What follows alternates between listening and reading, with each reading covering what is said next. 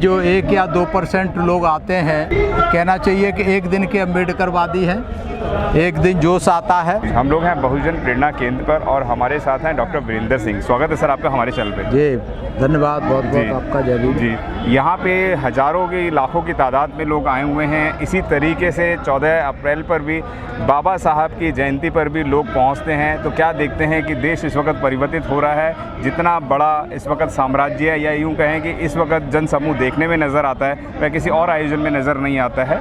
अम्बेडकरवादियों का या बहुजनों का एक जन सैलाब बड़े स्तर पर नज़र आता है, क्या कहेंगे आप? हाँ, नज़र तो आता है।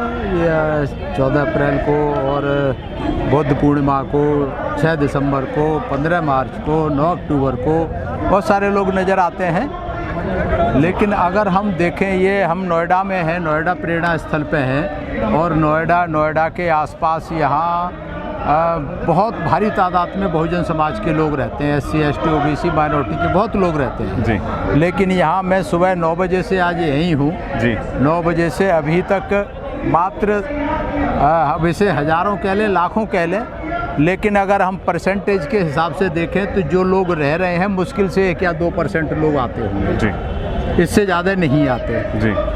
तो अब बाकी क्यों नहीं आते, ये एक चिंता का विषय हो सकता है, एक ये चिंतन का विषय हो सकता है, सोचने का विषय हो सकता है जी। है। तो जो मुझे लगता है, जो हमने अब तक देखा है जी, कि जो 1 या 2% लोग आते हैं,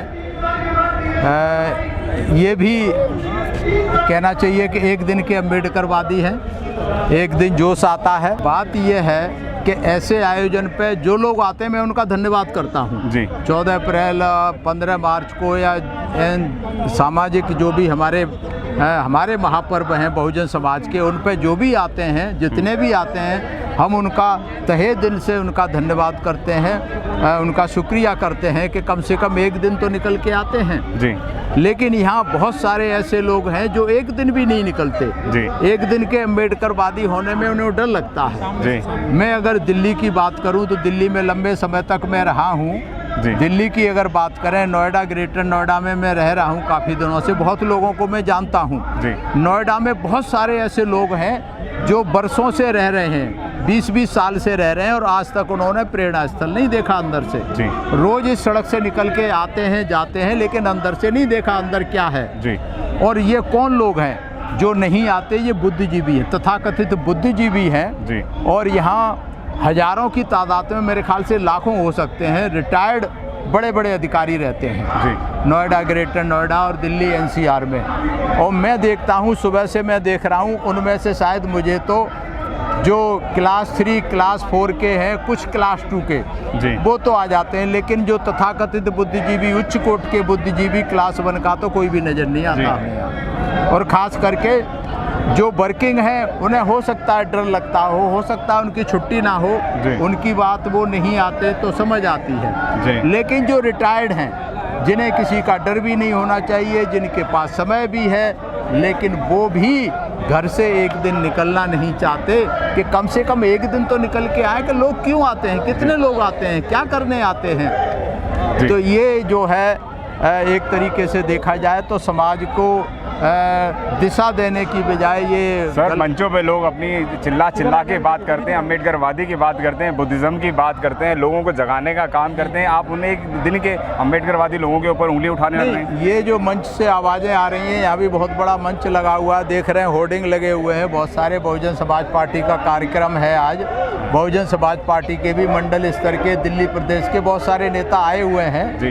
और जितना भी है बहुजन समाज पार्टी के जितने वर्कर हैं, जितना हो सकता है काम करते हैं जी। ऐसा नहीं है कि वो मंच से भाषण देते हैं, काम भी करते हैं। लेकिन इसके अलावा भी बहुत सारे संगठन हैं जो सिर्फ एक दिन ही काम आते हैं, एक दिन ही नज़र आते हैं। ऐसे बहुत सारे लोग हैं, वो चिंता का विषय है। बहुजन समाज पार्टी के लोग कुछ तो कर रहे हैं जी। काम कम हो रहा है, ज़्यादा हो रहा है, रिजल्ट आ रहा है, नहीं आ रहा, वो एक बात की बात है। साहब कांशीराम ने कहा था कि सरकार बने या ना बने, राजनीति चले या ना चले, लेकिन सामाजिक जो परिवर्तन का काम है, सामाजिक जागरूकता का काम है, वो चलते रहना चाहिए।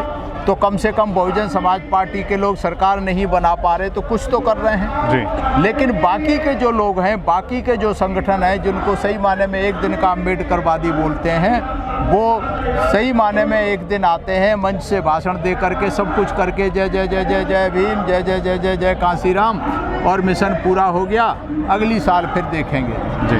तो ऐसे लोग जो है अब हो सकता है उनकी क्या मजबूरियां हैं, क्या कारण है, हो सकता है उनके कुछ वेस्टेड इंटरेस्ट हों जी। मैं वही बेहतर जान सकते हैं इनके बारे में। तो वीरेंद्र जी, आपकी आवाज़ को सोशल प्लेटफॉर्म पे आजकल बहुजन मीडिया इतना ज़बरदस्त हो गया है, आपकी आवाज़ को बढ़ चढ़ कर दिखाता है, बहुजनों के मूवमेंट को, हर एक मूवमेंट को कैप्चर करता है, वहाँ पे 10-10, 20-20 आपके अपने पत्रकार होते हैं, तो क्या कहेंगे? अगर आप बहुजन मीडिया की बात करें जी तो मेरा तो जो दिखाते हैं वो SM न्यूज़ चैनल वाले एक आध कोई और भूले भटके दिखा देते हैं जी। बाकियों को शायद हमारी आवाज़, हमारी बोली भाषा पसंद नहीं आती जी। क्योंकि मैं सीधी सीधी बात करता हूँ जी। और जितने बहुजन समाज के ज़्यादातर जितने संगठन हैं, बहुजन समाज के नाम पे जितने भी संगठन हैं, सामाजिक संगठन हैं, सांस्कृतिक हैं, ये कहीं न कहीं सब गुमराह करने का काम करते हैं। और बहुजन मीडिया, जो तथाकथित बहुजन मीडिया जिसको कहते हैं, वो भी खास करके चुनाव से जब साल रह जाता है, 6 महीने रह जाते हैं, तो भारी तादाद में बहुजन समाज के लोगों को गुमराह करने का काम करते हैं। वो सही माने में वो काम नहीं करते। अगर सही माने में बहुजन समाज का मीडिया, अगर सोशल मीडिया, फेसबुक और ये यूट्यूब चैनल अगर काम करें तो हमारी बात बहुत बढ़ सकती है, लेकिन ये काम न करने के बजाय ये लोगों को गुमराह करने का काम करते हैं। और मुझे ऐसा लगा है, मैंने सुना है कि इनको कहीं न कहीं से फंडिंग होती है और जो जितनी BSP और बहन कुमारी मायावती को जितना ज़्यादा गालियां देता उसको उतने ही ज़्यादा पैसे मिलते हैं, ऐसा मैंने सुना है जी। और इसमें मैं खाली यूट्यूबर्स को नहीं, यूट्यूबर्स जिनको लेके आते हैं वो भी तथाकथित बुद्धिजीवी होते हैं, बड़े बड़े प्रोफेसर हैं, डॉक्टर हैं, इंजीनियर हैं, पता नहीं क्या क्या हैं जी। उनसे भी कहलवाते हैं। और मुझे अभी चुनाव के टाइम पे, खास करके जब यूपी में चुनाव था उससे 6 महीने पहले, जो मेन स्ट्रीम मीडिया के लोग थे वहाँ दलित चिंतक के नाम से एक मोहरे को बिठाते थे।